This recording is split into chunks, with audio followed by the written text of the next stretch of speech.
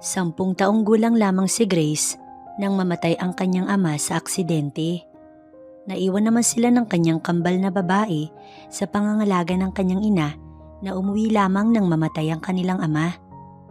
Hindi sila lumaki sa poder ng kanilang ina sapagkat namasukan ito sa Maynila noon pagkatapos silang ipanganak ng kanyang kambal. Dahil wala nang mag-aalaga sa kanila, kaya napilitan ng kanilang ina na tumigil na sa pagtatrabaho sa Maynila upang alagaan silang magkapatid. Nabubuhay naman sila sa tindahan na ipinatayo ng kanilang ina, kaya hindi na ito muling namasukan.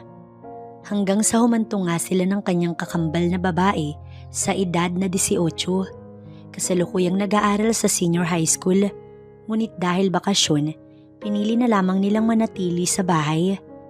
Si Gracie na kanyang kambal ay madalas nawala sa bahay.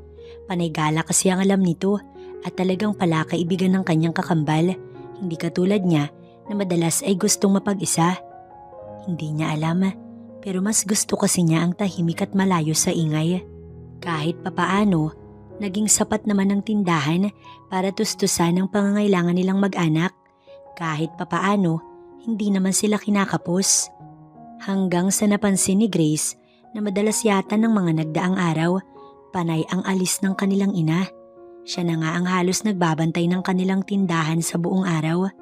Wala naman kasi siyang aasahan sa kanyang kakambal na si Gracie.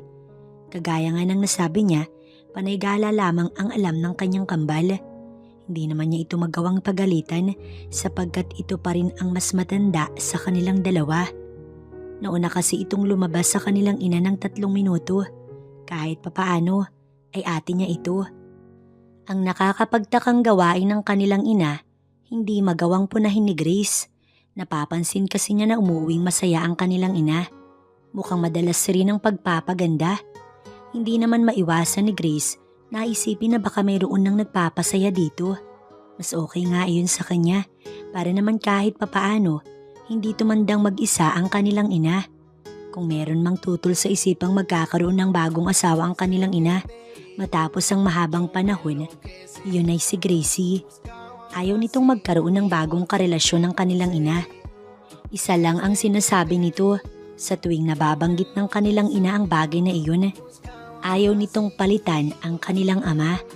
Hanggang sa isang gabi, umuwi ang kanilang ina na may kasakasamang lalaki.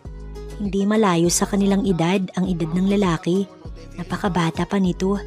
Ayon sa kanilang ina, pamangkin nito iyon na nangangailangan ng matitirahan. Doon na raw maninirahan ang sinasabi ng kanilang inang pamangkin at ayon dito ay kanilang pinsan.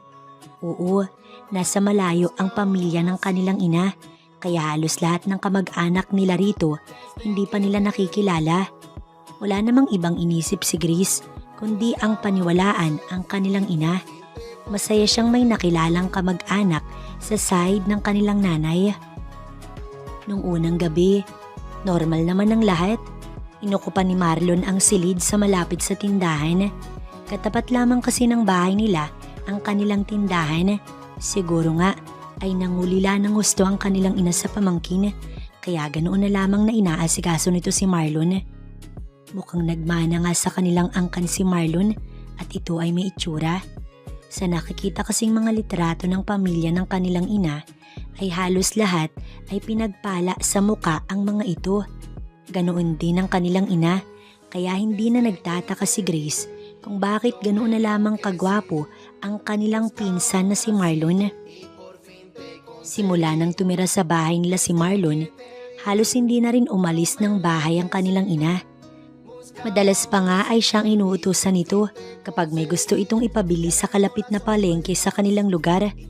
Ayaw naman niyang magreklamo at masunurin siyang anak. Sanay lang talaga siya na madalas kapag namamalengke ay ang kanilang ina ang umaalis at ito naman talaga ang mas may alam sa pamamalengke. Ngunit madalas gusto lamang pumirmi sa bahay ng kanilang ina.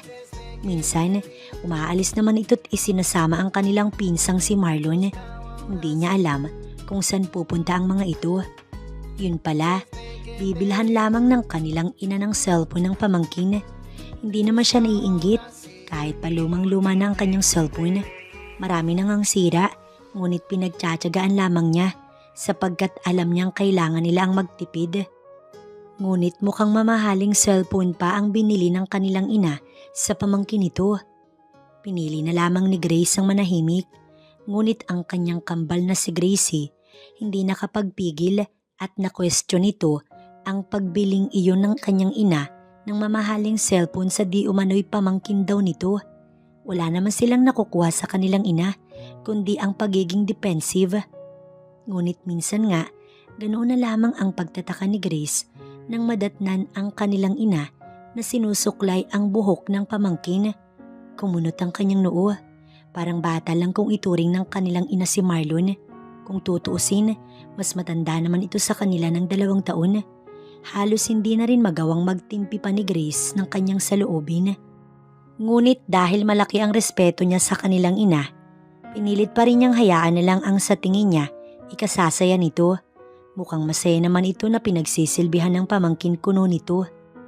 4:00 ng hapon, nang marinig ni Grace na nagpaalam ang kanyang kakambal sa kanilang ina.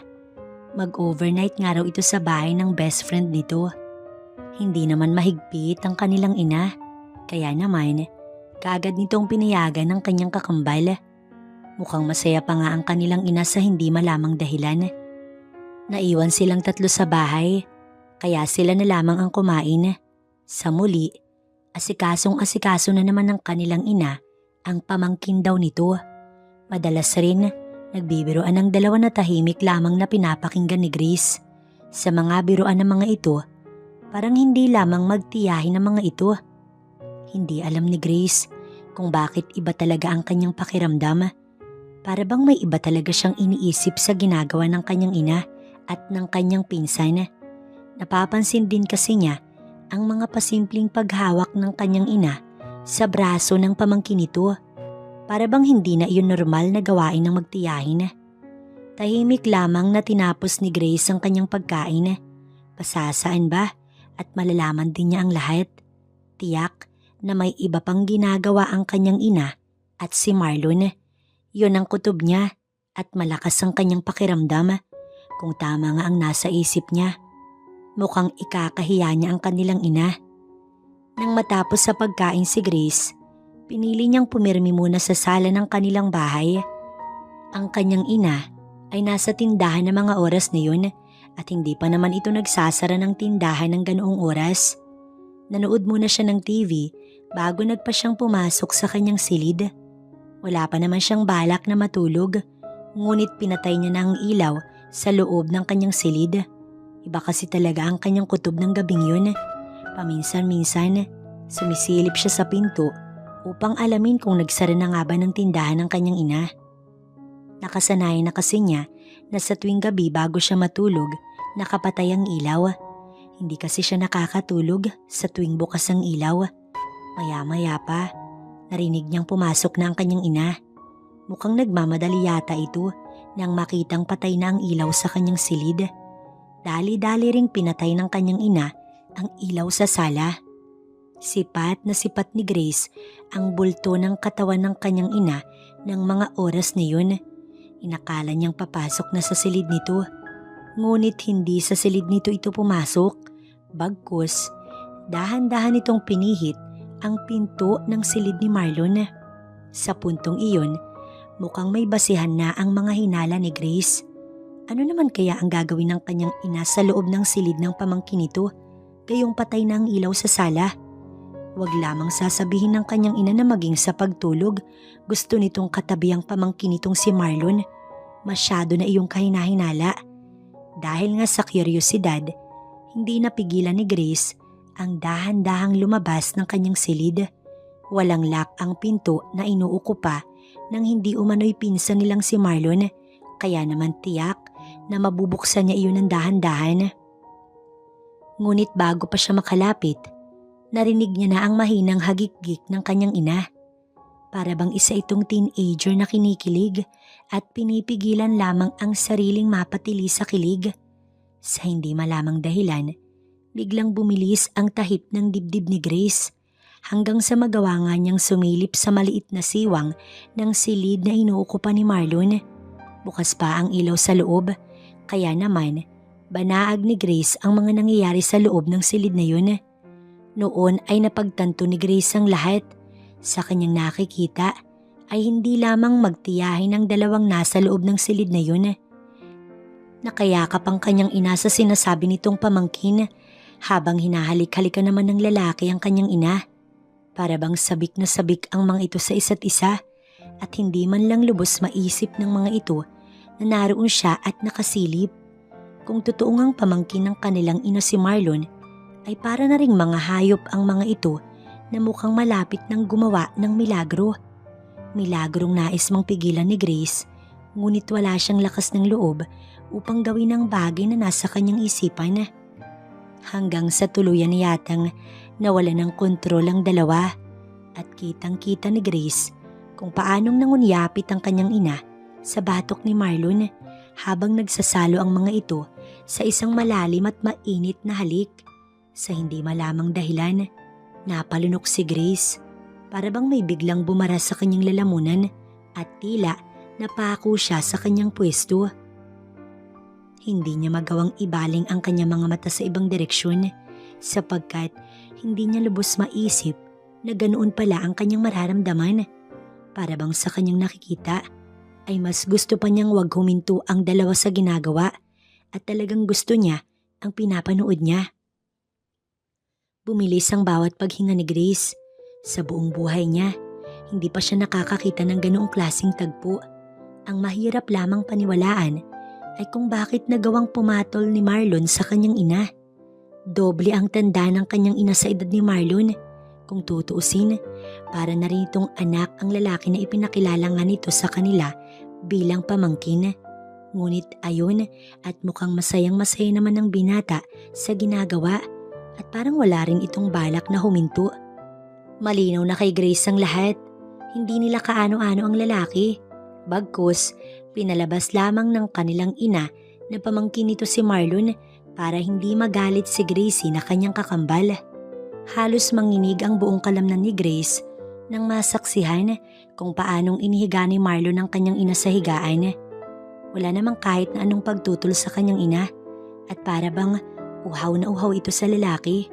Naisip ni Grace kung ano kaya ang pakiramdam ng ganoon, kung ano kaya ang mararamdaman niya kung sa kanya nangyayari ang ganoon.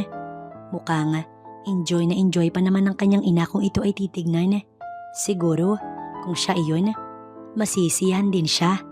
Sa kanyang nasasaksihan ay para bang nabago ang simoy ng hangin, para bang nag-iba na ang kanyang kagustuhan. Kung kaninang kumakain sila iba ang gusto niya, ang tuklasin ng sekreto ng kanyang ina at ng akala niyang pinsan niyang si Marlon. Gusto niyang mandiri sa mga ito. Ngunit sa kanyang nakikita, nagbago ang kanyang kagustuhan. Para bang nais niyang sabayan ng dalawa, ngunit hindi niya alam kung papaano. Hanggang sa nakita niya nang naghahanda si Marlon, mukhang sabik na sabik ang lalaki at para bang hindi na makapaghintay. Para kay Grace, okay lang naman na magkaroon ng karelasyon ng kanyang ina. Wag lamang sana iyong mas bata ng hamak dito. Hindi niya alam kung saan nagsimulang magkagusto sa mas bata ang edad ang kanyang ina. Sa pagkakakilala niya kasi rito, isa itong marespeto sa sarili. Ngunit tila mali yata siya at ayun ang kanyang ina. Halos hindi malaman kung saan ibabaling ang mga mata sapagkat pinagsilbihan na ito ni Marlon. Sinamba ito ng lalaki ng kahit na anong walang pandidiri. Ang posisyon ng kanyang ina na mga oras na yun ang dahilan kung bakit mas nakaramdam ng init si Grace. Nainggit siya sa kanyang ina sapagkat nararanasan nito ang bagay na iyon ng mga oras na iyon. Hindi na mamalayan ni Grace na masyado na palang nanunuyo ang kanyang lalamunan. Para bang siya iyong nakakaramdam ng labis na galak ng mga panahong yun. Lalo pa at nakikita niya kung paanong maglakbay ang palad ng kanyang ina sa buhok ng lalaki nagsisilbi rito ng gabing yun. Kung titignan, para bang ayaw ng kanyang ina na tumigil ang lalaki sa ginagawa. Mukhang uhaw na uhaw naman si Marlon. At ani mo'y nilalantakan ng napakasarap na pagkain. Maging ang paghinga ni Grace, bumibilis sa kanyang pinapanood. Maya-maya pa, nakita ni Grace na hinila ni Marlon ang kanyang ina. Mabilis namang tumalima ang kanyang ina at ito naman ang gagawa ng bagay na ikakasaya ni Marlon. Napalunok siya sa kanyang nakita. Ramdam niya ang paninigas ng kanyang katawan. Para bang gusto rin ni Grace ang ganoong tagpo ng mga oras na yun. Noon lamang na malaya ni Grace, nangangalay na pala siya sa kanyang posisyon. Ganun pa man, hindi siya umalis ron. Wala siyang balak na tumigil sa pinapanood, lalo pa at malapit na niyang masaksihan ang totoong laban sa pagitan ng kanyang ina at kay Marlon. Halos hindi maipinta ang kasiyahang nakaguhit sa mukha ng kanyang ina. Nakaawang ang mga labi nito habang nangungusap ang mga mata ng ilang sandali lamang. Nagawa na nga nilang gawin ang bagay na iyon. Napag-isa na silang dalawa. Bakas na bakas ang galak sa mukha ng kanyang ina. Halos mabaliw na ito, lalo na nang magsimula na nga si Marlon. Nandidiri man sa isipan si Grace, katakatakang naroon ng kanyang kagustuhan na subukan ng ganoong bagay. Yun nga lang, magagawa lamang niya iyon sa kanyang isipan. Naisip tuloy niya kung bakit wala man lang siyang nobyo. Hindi katulad ng kanyang kakambal. Hindi rin niya maiwasang isipin na baka nga mayroon ng karanasan sa ganoon ng kanyang kambal.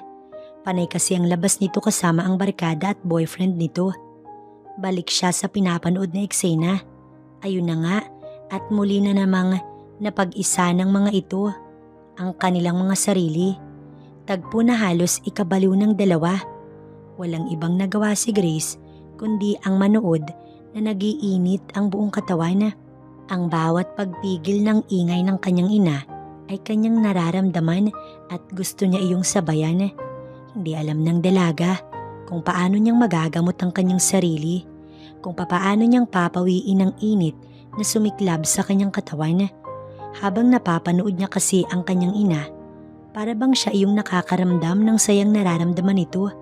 Hindi niya lubos maisip na sa ganoong edad nito, mahilig pa sa ganoong bagay ang kanyang ina. Kampante nga siguro ang mga ito sa pag-aakalang siya ay natutulog na. Ilang minuto pa nga ang lumipas ay tila wala pa rin kapaguran ng dalawang kanyang pinapanood. Batid niyang kapwa na pinagpapawisan ng dalawa. Ngunit wala yatang balak na huminto. Hanggang sa wakas, tila naabot na rin ng dalawa ang dulo. Tila ba pansamantalang tumigil ang mga mundo na mga ito at tuluyang nawala ng lakas. Kitang-kita ni Grace kung paanong napasubsob sa kanyang ina si Marlon. Kapwa hinihingal ang mga ito at nagawa pang magsalo sa isang mainit na halik. Nakita niyang nagpahinga na ang dalawa, kaya naman nagpasya na siyang umalis. Dahan-dahan niyang tinungo ang kanyang silid tsaka pumasok sa loob. Hindi naman ganoon kadilim sapagkat nagre-reflect naman ng ilaw na nanggagaling sa labas ng bintana ng kanyang silid. Alam niyang mahihirapan na siyang makatulog, lalo na't hindi pa rin maibsan-ibsan ng init na kanyang nararamdaman. Pakiramdam niya, gusto rin niyang makarating sa dulo. Hindi nga lang niya alam kung paano ang kanyang gagawin. Pabiling-biling lamang siya sa kanyang higaan at talagang hindi mapakali. Para tuloy siyang sinaniban ng kailangang gamutin. Kung anong gamot ang kanyang kailangan, hindi niya matukoy. Kinabukasan, maaga siyang nagising. Naabutan niyang nagluluto ng agahan ng kanyang ina na noon ay pakanta-kanta. Sa totoo lang, hindi alam ni Grace kung paano pa niyang pakikitunguhan ng kanyang ina. Naroon pa rin sa kanyang isip ang mga nangyari, ang mga nasaksihan niyang ginawa nito. Masaya ang kanyang ina ng mga araw na yun. Siguro ay dahil nga sa nangyari. Ganoon nga pala siguro ang epekto ng bagay na iyon. Samantala siya ayon at napakabigat ng kanyang pakiramdam. Kulang na lamang hindi siya makakilos. Kaya lang, nakakaramdam na siya ng gutom. Sinabihan siya ng kanyang ina na malapit na nga raw na matapos ang iniluluto nito, kaya tawagin na raw sa kwarto si Marlon. Parang matatawa si Grace nang marinig ang sinabi ng kanyang ina. Pinsan? Paulit-ulit na pumasok sa kanyang isip na pinsan daw niya si Marlon, samantalang ang pinsang sinasabi ng kanyang ina, pinakinabangan nito ng nagdaang gabi. Kapwa nagpakasaya ang mga ito, Ngunit syempre hindi iyon masabi ni Grace. Ayaw naman niyang ipahiya ang kanyang ina. Kahit papaano kasi, nag-enjoy naman siya sa pinanood niya. Tumalima na lamang siya sa utos ng kanyang ina. Hindi na siya kumatok sa pinto ng silid na inuukupan ni Marlon. Kitang-kita niyang kasalukuyan itong nagsusuot ng damit. Ngunit huli na para umiwas siya ng tingin. Natigil naman ng lalaki nang makita siya at napangiti. Luto na ang agahan, kakain na raw tayo. Pasimpleng wika niya, ngunit nalagpasan na siya ni Marlon. Nauna na itong lumabas sa silid na wala man lang sinasabi. Nakangiti naman ito sa kanya, kaya hindi naman niya masasabi na galit ito.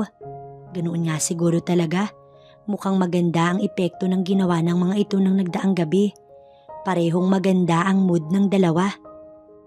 Hanggang sa natagpuan na lamang ni Grace ang sarili na kasalukuyan ng kumakain ng agahan kaharap ang kanyang ina at si Marlon. Balik naman sa natural ang turingan ng dalawa. Tipikal na magtiyahin kuno, ngunit kapansin-pansin naman talaga ang harutan ng mga ito ng panakaw. Maya-maya pa'y dumating si Gracie. Kakauwi lamang nito, ngunit walang pasabing na upo sa hapag at kumain. Gutom na gutom ang kanyang kakambal, kaya ganoon na lamang ang pag-uusisa rito ng kanilang ina. Masakit nga raw ang ulo ni Gracie at naparami nga raw ang inumin ng mga ito ng nagdaang gabi. Minsan, naisip ni Grace na gayahin din ang ginagawa ng kanyang kambal. Gusto niya rin ang mag-enjoy sa buhay, ngunit hindi rin niya maintindihan at talagang gusto niya ang mapag-isa. Para kasi siyang nabibingi sa maingay na paligid, kaya madalas gusto niya ang mapag-isa. Hanggang sa dumako ang kanyang mga mata kay Marlon. Hindi niya alam kung guni-guni lamang ba niya iyon, ngunit nakita niyang malagkit ang titig na ginagawad ni Marlon sa kanyang kambal. Lalo pa at sexing damit ang suot nito ng umagang iyon at litaw na halos ang kaluluwa. Napapaisip tuloy si Grace. Pinagnanasahan din ba kaya ni Marlon si Gracie? Siya kaya? Pinagnanasahan din kaya siya ng lalaking pinsan di umano nila? Bakit ganoon? Ang isiping pinagnanasaan siya ni Marlon ay nagbibigay ng mamunting kilig sa kanyang buong sistema. Para bang gusto niya ang ganong isipin at talaga namang nasisiyahan siya. Maya-maya pa, napansin din yata ng kanilang ina ang mga titig na iginagawad ni Marlon kay Gracie. Bigla na lamang kasing nagdabog ang kanilang ina at nagmistulang teenager na nagseselos. Pinagalitan nito ng husto si Gracie at sinabing bilisan na sa pagkain at magbihis. Siguro nga, nababaliw na ang kanilang ina. Ang kaninang magandang mood nito ay nawala at nawalan din ng gana sa pagkain. Gusto tuloy matawa ni Grace. Hindi makapaniwala sa inasta ng kanilang ina. Nang makaalis sa hapag ang kanilang ina, hindi man lang ito sinundan ni Marlon upang suyuin. Siguro, ayaw lang din naman ni Marlon na makahalata kami. Ngunit bakit parang nawili na yata sa kakatitig kay Gracie si Marlon? Bakit siya? Hindi man lang nito tinatapunan ng tingin. Ganoon na ba siya kapangit para hindi magustuhan ng lalaki? Magkamukha naman sila ni Gracie, kaya napaka-unfair naman na kay Gracie na naman napunta ang pansin ng isang lalaki.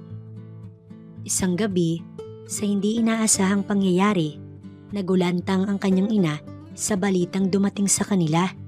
Nasangkot nga sa isang aksidente si Gracie at ganoon na lamang ang kaba ng kanilang ina nang iyon ay mabalitaan.